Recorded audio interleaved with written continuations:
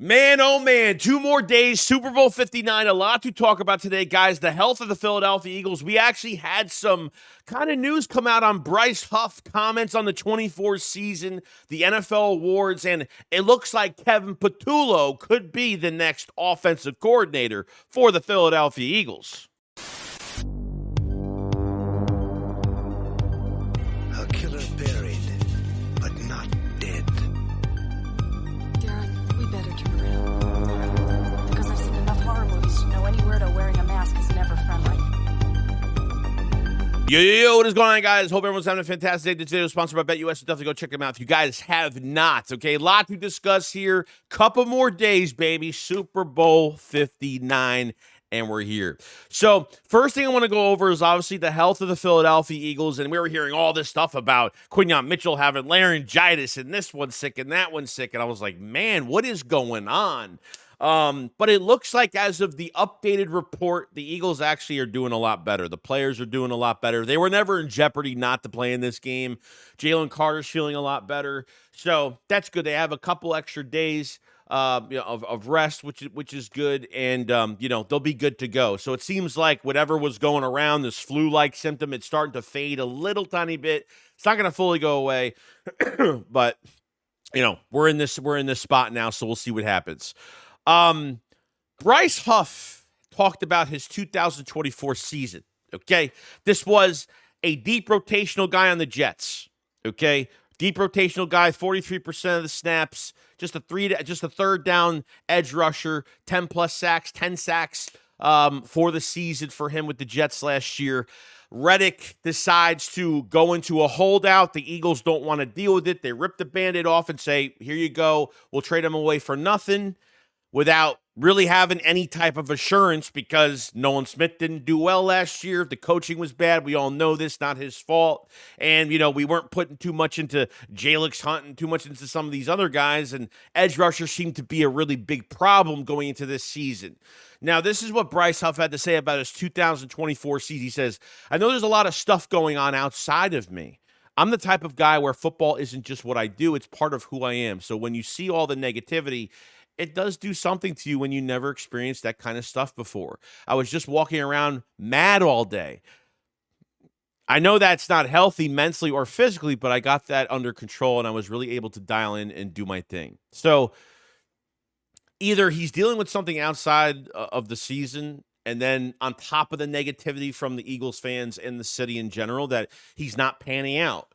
Or this is my biggest red flag, is that he's just like, he can't take criticism, and he's not used to that. And when you go to Philadelphia and you're getting paid money, it's not even like, even if you don't get signed to big money, like there's still pressure on you regardless. But especially when you have money attached to your name, to be that Hassan Reddick replacement, it definitely is concerning, man. It definitely is concerning. I don't know what to do about this, because I don't want them to keep Bryce Huff next year and be like, oh, this is going to be the guy, and he's making all this money, and like it stops us from getting something else on this defensive line, which I still like they'll add more pieces regardless. But before the bye week, you brought Bryce Huff here in training camp. Vic Fangio seemed to want nothing to do with him. First training camp press conference, somebody asked Vic Fangio, is he a 3-down edge rusher? Fangio was like, nah, he's not there yet. So for me, I feel like Fangio was never in agreement to sign this guy at all. This was a Howie Roseman panic move because Reddick was going out the door. Pretty much. Okay? And that's really it. I mean, either you're going to keep Bryce Huff, or you're going to post-June cut him and take the $13.5 million in dead cap and just call it a day. $13.5 million is really nothing. I mean, with Carson Wentz and Alshon Jeffrey and Malik Jackson, especially Carson Wentz's contract was 35 and dead, 33, 35 and dead, which was one of the biggest and for the Eagles in cap history. You know what I mean? So I don't know what you do here. I really don't. I don't want him to stay, and this blocks us from doing other moves for better players for this defensive line, especially at the edge rushing position, where you're going to lose Sweat, you're going to lose Graham.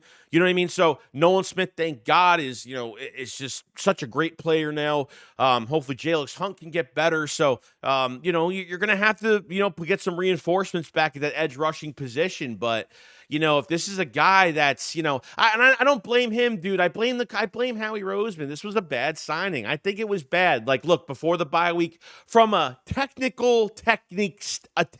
standpoint, the guy wasn't even in a 4-point stance. A 2-point stance. You want this guy as an edge rusher to get a good get off and explosive and be explosive off the line. You're not going to get that in a 2-point stance. And then post bye week, he started to look a little bit better. But guys, it just wasn't enough. We were throwing cookies at him. We were giving him compliments for just getting a pressure in a game, or getting 1 sack was great. At $17 million a year, man, it's just not enough. He's not Hassan Reddick's replacement. We didn't get that out of him. I know he had the wrist surgery and all of that, but even when he came back, he had no snaps. Fangio has no trust in him. That's why I love Fangio so much, because he's not going to play favorites. He has no favoritism when it comes to guys on this roster. You earn your snaps, and that's how it happens. So this move to me is just, I don't know what they're going to do. Or you either take the loss and cut him, or you try to they have to do something with his deal. They have to do something with his money. I don't know what they're going to do, but they got to do something, because I don't know what this guy is going to do next year.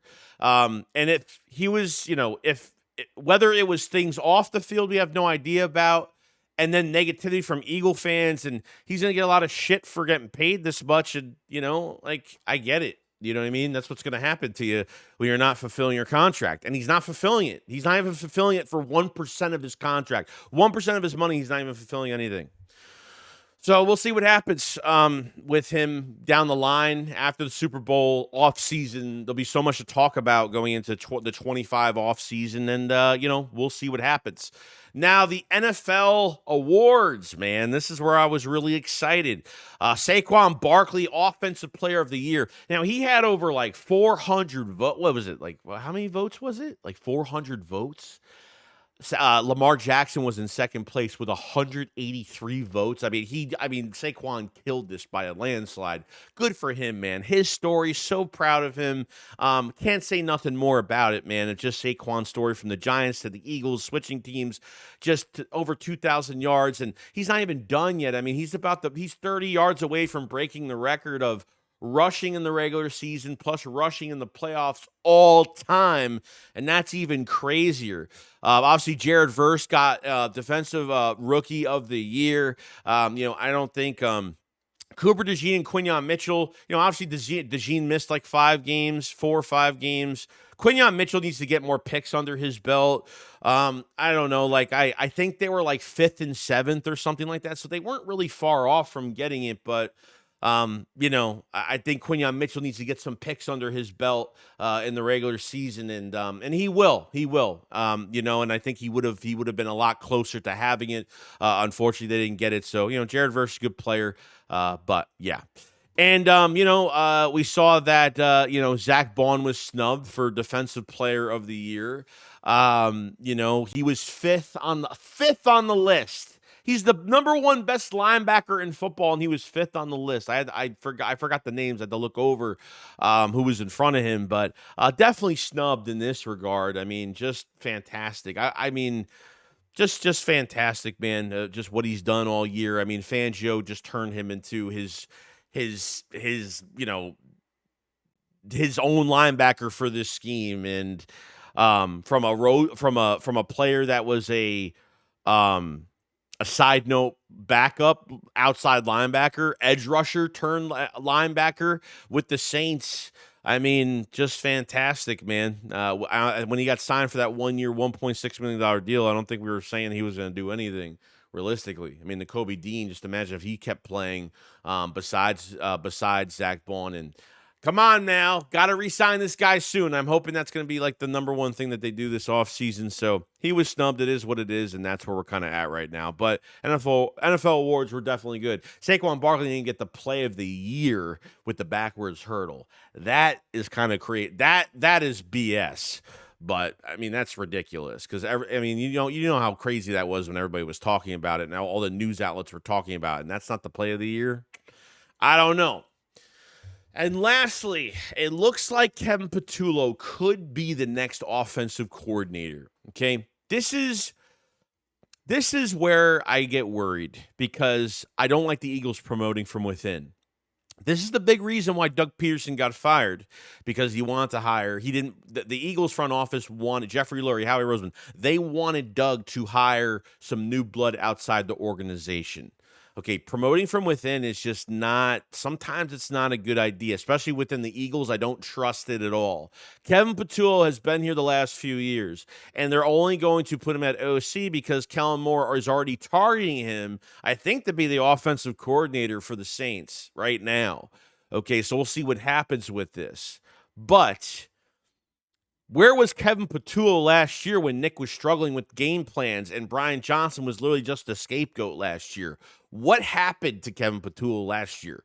Like, that's what I'm asking. If Kevin Patullo is so good, where was this play calling last year? If he's so good to be an OC, why wasn't Kevin Patullo involved to make this offense better? Because we fell apart at the end of last season. So where was Kevin at? Kevin, Home Alone, Kevin. I don't know. I have no idea.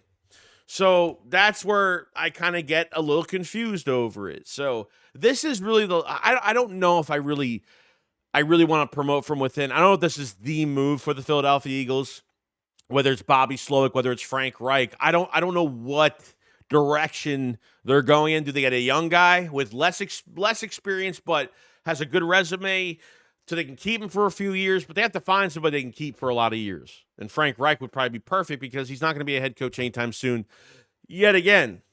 You know what I mean? So it's going to be really interesting. I don't know what direction they're going to be going here, but I guess we'll find out in the near future, man.